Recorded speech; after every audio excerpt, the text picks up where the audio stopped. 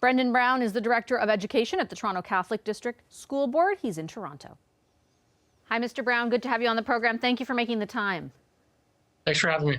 I know the news just came out publicly this afternoon. How did you find out? How and when did you find out? And was it something you were anticipating? We've been in conversations with our partners in Toronto Public Health all weekend, as we are on an ongoing basis, but certainly more so recently. We've been chatting all weekend, and we had a meeting this afternoon in which the news was shared with us of the public health decision. So we remain in regular contact with Toronto Public Health, so we knew where this was going, I suppose. And do you think it's the right decision, I guess, is the bottom line? We follow the direction of public health when it comes to public health issues. In this case, Toronto Public Health was concerned with the situation here in Toronto and thought that as a school system, we could partner with them to help to curb the spread.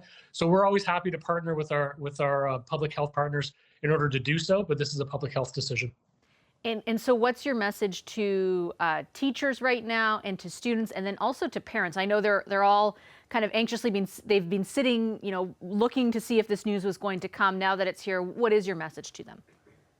Understand that this has been a very difficult time, and certainly as this third wave has begun to peak, we've seen more and more cases, and in Toronto we've had more issues of school closures, and we recognize how challenging that's been for families, and we recognize how challenging that's been for staff. I would say a huge thank you to the work in which our staff are doing to not only provide the work in school, but their ability to pivot at a moment's notice and move to remote is just a testament to our teachers and our staff and our leaders and principals' professionalism. And to our parents, we recognize that this is an additional burden. We're going to do everything that we can to continue learning for these next few days with students before we go into the April break to make sure that students are learning, and we appreciate your partnership as we do so that we work together to try to curb the spread and the ongoing rise in cases of COVID here in the city. And do you anticipate that pivot to remote will be easy to implement? Like, do you think it's possible to go to remote that quickly? I know that obviously students and teachers have a lot of history with this over the last year, but just because of how quickly the announcement has come? At this point, I do. At this point, we've done so with individual cohorts. So that means classes themselves have had to pivot at a relatively short period of time. We have had school closures with a relatively short period of time. So I'm unfortunate to say this, but we're kind of used to it by now. We do anticipate that we'll be able to make this move with the support of our teachers and our principals in a relatively seamless way. And we'll support every step of the way if there's hiccups over the next few days to make sure we're serving all students. Now, I know that the hope is that this lasts a few weeks. I think it's, back to class, the idea would be around April the 19th. What kind of communication has there been to you about how likely that is? Or should parents, should students, should teachers be kind of prepared for the possibility, depending on how things go, that it could be extended even longer? What I've learned from our leadership in this work since the beginning of COVID is that information changes quickly, and we have to be ready to pivot and be ready to make moves based on new information. Right now, that information that you shared is accurate. That's this order from Toronto Public Health ends on April the 18th, and we do anticipate being back in school on the 19th. Having said that, there's a lot of time in between now and then in which things could change when it comes to case counts in the city and how things are going from the vaccination rollout perspective. So for now, we're fully planning on being back as planned on the 19th, but understanding that this could change depending on how the public health situation, and we're ready to support and communicate as best we can should it change. You mentioned, Mr. Browne, the vaccination rollout, and I did want to ask you, there's lots of conversation right now about teachers and support staff and the speed at which they should or could be vaccinated by the province. The Premier said today those discussions are happening.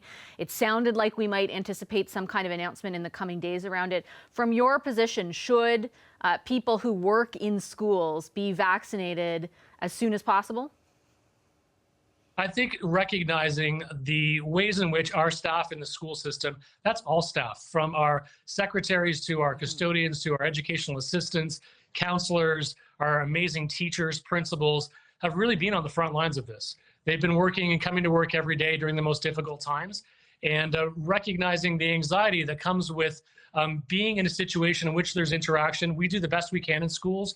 We have a really good track record of being able to keep students safe because of the protocols, because of the way staff are doing their work and putting these things in place. Making sure our staff receive opportunities for vaccination, I think is really what's going to help us to move forward in this pandemic, because our staff really are on the front lines. We continue to be in conversations with our local health partners here in Toronto. We continue to be in conversations with our partners at the ministry and at the government levels to try to prioritize our education workers and all of our staff in order to make sure that we can keep them as safe as possible during this difficult time.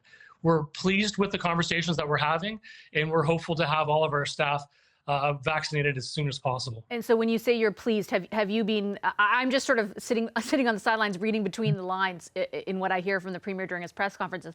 Has anything been communicated to you more specifically that there is reason to be optimistic about that?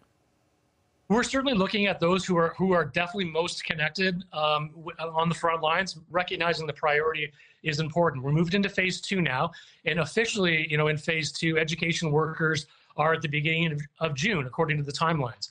What we've been talking about is, from our perspective in the school system, we would love to see those timelines moved up even further so we can make sure that all of our staff have the opportunity as soon as possible. So what I'm encouraged about is the fact that we're engaging in these conversations and that we're being listened to. And we are very hopeful that we'll be able to see some of those important frontline staff who are doing so much work to support students and families have their opportunity to be vaccinated moved up even further than that June timeframe. So we remain hopeful and we remain in conversation. All right, I'll leave it there. Mr. Browne, thank you very much for your time. Appreciate it. Pleasure. Thanks so much.